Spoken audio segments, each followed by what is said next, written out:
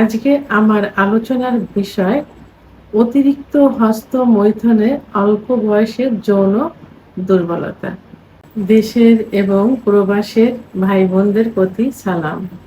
আসসালামু আলাইকুম। আমি প্রভাষক ডাক্তার রিক্তা পারভিন, হোমিওপ্যাথি এবং আয়ুর্বেদিক চিকিৎসক। রোগী যখন চিকিৎসা নিতে আসে অর্থাৎ যৌন অক্ষমতার রোগী, তো এসে প্রথমেই তাদের একটা অভিযোগ থাকে যে আমরা অতীতে অতিরিক্ত হস্তমৈথুন করেছি। এই হস্তমৈথুনের কারণেই যৌন দুর্বলতা হচ্ছে। অর্থাৎ প্রত্যেকটা যৌন অক্ষমতার রোগীদেরই একই অভিযোগ থাকে। তাদের সবারই ধারণা যে হস্তমৈথুনের কারণে যৌন দুর্বলতা আসছে। তো এইটা শুধু যে অল্প বয়সের ছেলেপেলেই বলে এটা না। এখন অল্প বয়সের ছেলেদের সাধারণত যৌবন যখন শুরু হয় তখন দেখি সঙ্গদোষে হোক, যে কারণেই হোক, পারিবারিক গাইডের অভাবেই হোক, তারা এই পথে চলে আসে। অর্থাৎ হস্তমৈথুনের একটা নেশায় পরিণত হয়ে যায়।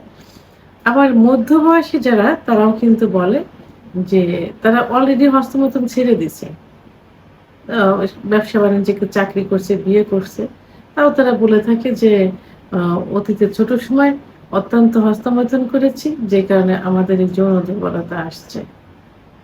আবার কেউ বলে থাকে যে আমরা ওয়াইফ ছাড়া দেশের বাইরে আছি অথবা বাংলাদেশের ভিতরেই স্ত্রী ছাড়া আছি, একা, একা থাকতে হয়।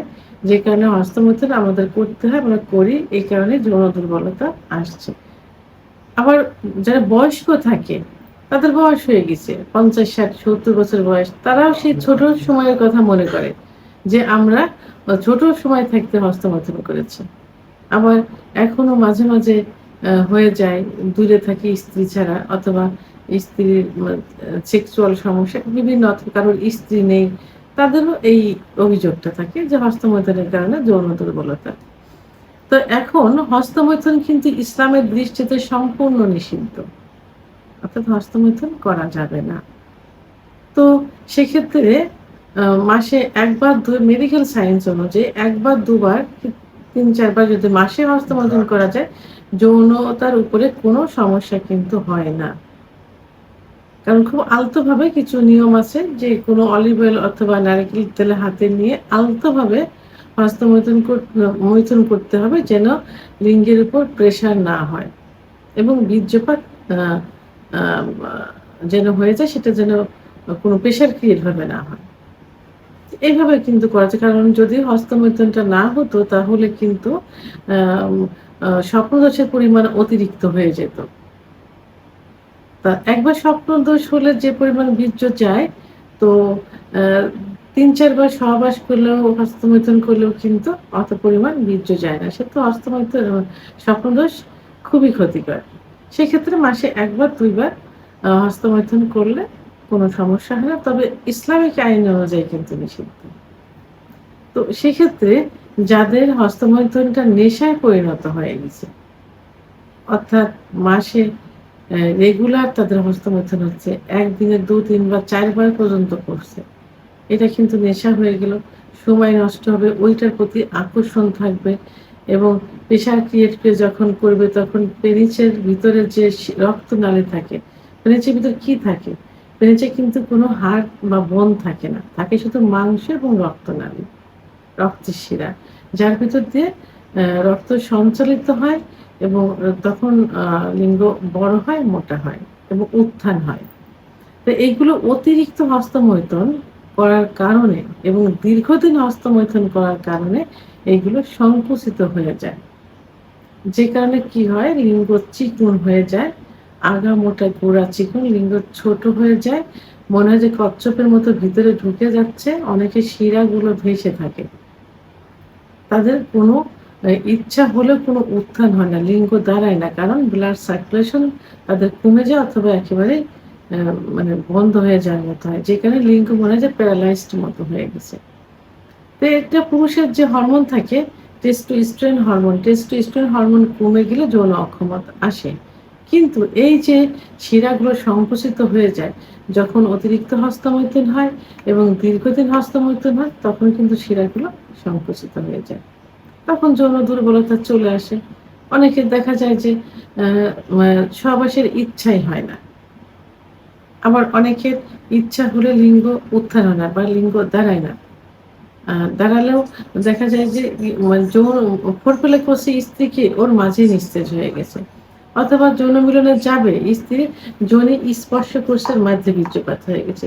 ভিতরে ইন করার পর কয়েকবার সংস্রণ করার পর বীর্যপাত ছাড়াই নিস্তেজ হয়ে যায়। আবার কারোর দেখা যায় ১০-১৫ মিনিট কি ৩০-৪০ সেকেন্ডের মধ্যে বীর্যপাত হয়ে যায়।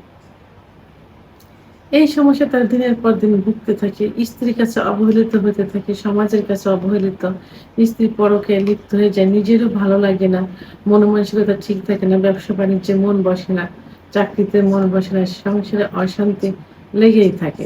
আবার অতিরিক্ত হস্তমৈথুনের কারণে পুরুষের অবশ্য মহিলারা হস্তমৈথুন করে, আজকে আমি পুরুষ নিয়ে কথা বলছি, এজন্য পুরুষদের বিষয়ে বলছি যে পুরুষের যে সেক্সুয়াল ইচ্ছাটা হয় এটা কিন্তু নার্ভের থেকে হয়, ব্রেনের থেকে হয়। এই যে ব্রেনের তখন কার্যকরী ক্ষমতা কমে যায়, যে কারণে ইচ্ছা শক্তিটা হয় না। তো পুরুষ চক্ষুগুলো দেখা যায় কোঠারগত হয়ে গেছে, ভিতরে ঢুকে গেছে, রাত্রে ঘুম হয় না, নেশা করার মতো মনে হয় যে নেশাগ্রস্ত, গায়ের চামড়াগুলো লুজ হয়ে যায়, দেখতে কঙ্কালসার একদম, চলগুলো ভেঙে যায়। অর্থাৎ দেখতে বয়স্কের মতো দেখা যায় এবং নেশাখোরের মতো দেখা যায় এবং যৌন অক্ষমতায় চলে আসে। তো এদের জন্য আ খুব কার্যকারী কিছু হোমিওপ্যাথি ওষুধ রয়েছে। আজকে আমি ৪ টি হোমিওপ্যাথি ওষুধ নিয়ে কথা বলব। যে ওষুধগুলো সেবন করলে একজন পুরুষ আ সত্যিকার পুরুষে পরিণত হয়ে যাবে, তার হারানো যৌবন ফিরে পাবে। অর্থাৎ হস্তমৈথুনের কারণে যে ক্ষতিগুলো হয়েছে সেই ক্ষতিগুলো ইনশাআল্লাহ পূরণ হয়ে যাবে। যদি সঠিকভাবে সঠিক ওষুধগুলো সেবন করতে পারে। আজকে ১ম এ আমি যে ওষুধটি বলব, এটি হলো অ্যাগনাস কাস্ট 3X। আমরা সাধারণত মাদার টিনচার নিয়ে বেশি কথা বলে থাকি। আজকে আমি ব্যতিক্রমধর্মী, আমি 3X নিয়ে কথা বলব। ৪ টা যে ওষুধ, ৪ টায় 3X। অর্থাৎ অ্যাগনাস কাস্ট পেশেন্ট গুলো সাধারণত অল্প বয়সেই অতিরিক্ত হস্তমৈথুন করে থাকে এবং তাদের দেখতে বৃদ্ধের মতো মনে হয়, চক্ষুগুলো কোঠারগত হয়ে যায়, চোয়াল ভেঙে যায় এবং যৌন অক্ষমতা চলে আসে। বিশেষ করে লিঙ্গের দুর্বলতা বেশি দেখা যায়। তো এই ওষুধটি ১০ ফোঁটা ঠান্ডা পানি সহ দিনে ৩ বার সেবন করতে হবে। খাবার ০.৫ ঘন্টা আগে অথবা ০.৫ ঘন্টা পরে। ২ নাম্বার যে ওষুধটি বলব সেটি হলো অ্যাসিড ফস 3X। অ্যাসিড ফস ঔষধটি যৌবন বয়সের রোগীদের জন্য খুবই কার্যকারী। কারণ এই রোগীগুলো সাধারণত যৌবনের শুরুতে দেখতে হৃষ্টপুষ্ট থাকে, স্বাস্থ্যবান থাকে, কিন্তু হস্তমৈথুন করতে, করতে একটা সময় গিয়ে দেখা যায় স্বাস্থ্য ভালো আছে, বাট তাদের যৌন অক্ষমতায় চলে আসছে। অল্প সময়ের ভিতরে বীর্যপাত হয়ে যায় এবং স্নায়বিক দুর্বলতা চলে আসে। তারা বসে আছে, উঠে দাঁড়াতে গেলে চোখের ভিতরে অন্ধকার, জনিবিনি, মাথার ভিতর ঘোরা ইত্যাদি লক্ষণগুলো আসে।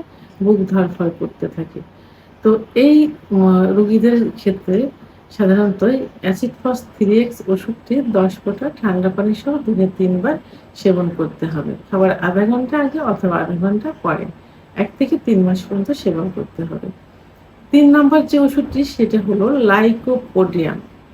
Lycopodium 3X।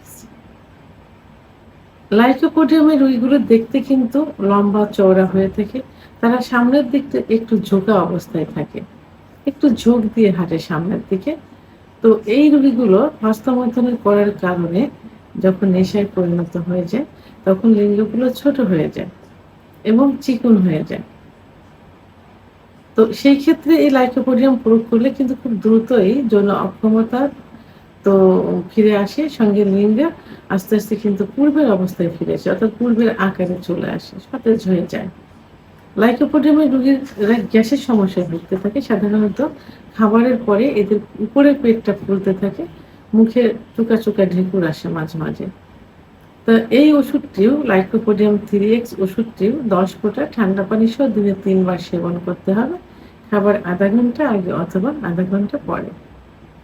৪ নম্বর যে ওষুধটি বলব সেটি হলো স্টাফিসি ইগ্রিয়া 3X। স্টাফিসি ইগ্রিয়া 3X অর্থাৎ স্টাফিসি ইগ্রিয়া ওষুধটির রোগীরা সাধারণত স্বপ্নদোষ বেশি হয়ে থাকে স্টুডেন্ট অবস্থায়।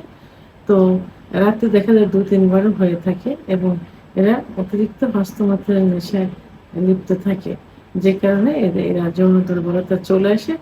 এদের হাতে পায়ে বল খুব কম পায়। সকালে ঘুম থেকে উঠতে গেলে দেখা যায় যে পায়ের যে নি জয়েন্ট অর্থাৎ হাঁটু ব্যথা করে। তো এই ক্ষেত্রে স্ট্রাফেসিকিরা 3x ওষুধটি খুব ভালো কাজ করে থাকে। ওষুধটি ১০ ফোঁটা ঠান্ডা পানি সহ দিনে ৩ বার সেবন করতে হবে। খাবার ০.৫ ঘন্টা আগে অথবা ০.৫ ঘন্টা পরে। ওষুধ ৪ টি অবশ্যই জার্মানি ওষুধ হতে হবে। ইনটেক অবস্থায় নিতে হবে। প্রয়োজনে যে ডাক্তারের চিকিৎসা নেবেন, ডাক্তারের কাছ থেকে নিতে হবে। কারণ ডাক্তার নিজের ক্যারিয়ার বজায় রাখতে হলেও সর্বোচ্চ ভালো ওষুধ দেওয়ার চেষ্টা করবেন। আর ওষুধটি ১ থেকে ৩ মাস পর্যন্ত সেবন করতে হবে। প্রয়োজন অনুসারে ডাক্তারের সঙ্গে আবার যোগাযোগ করতে হবে। ভিডিওটি সম্পর্কে যদি কোনো মতামত থেকে থাকে অবশ্যই কমেন্টসের মাধ্যমে জানাবেন। আর ভিডিওটি ভালো লাগলে লাইক, কমেন্ট, সাবস্ক্রাইব করে আমার সঙ্গে থাকুন। আল্লাহ হাফেজ।